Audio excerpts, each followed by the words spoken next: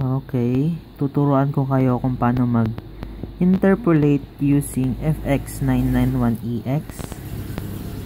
Ang data natin ay ito. 60, 62.5, 70. Sa kabila naman, 62.37. Ito yung variable natin, x. Then, 62.30. Ngayon, ang una natin gagawin, pupunta tayong setup. Then yung number 6, statistics. So, 6. Yan. Tapos, pupunta tayo sa y is equals to a plus bx. Number 2. Yan.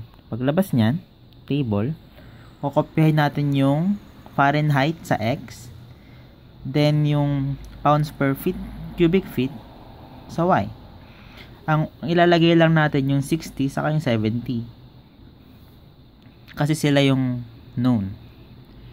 So, 60 and 70.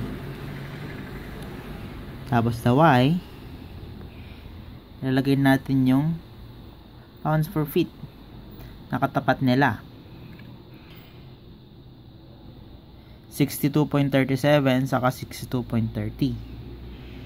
62.37 then 62.30.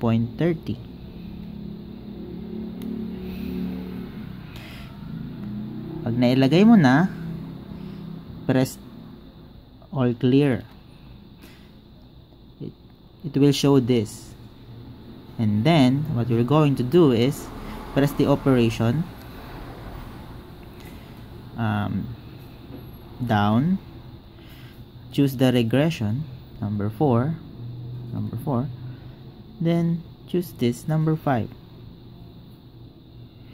When you choose that, you're going to input the Fahrenheit to get the unknown in the middle. See, 62.5. and press equals.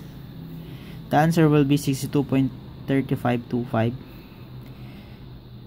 the same as the result, 62.3525 feet per cubic feet.